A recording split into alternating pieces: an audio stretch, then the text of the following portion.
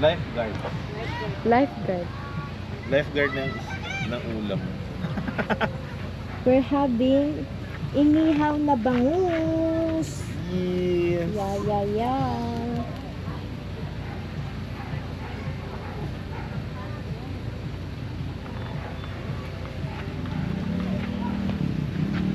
Okay na po yan. Suminggan pa sila bumili ng ano. Nilibot talaga po, no? Baka nilibot nila.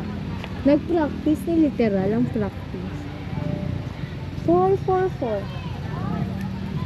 Because it's... We're waiting for the uling because uling is so tagal. Uling, Taglish po, no? uling is life. Uling is life. Because without uling, we cannot finish our Food. pinuno and fish. Yeah. Inihaw na fish. Okay. We will be back later on. Ganyan na itsura niya. Mamaya hindi na ganyan ang itsura niya. Bye-bye. After 5 minutes.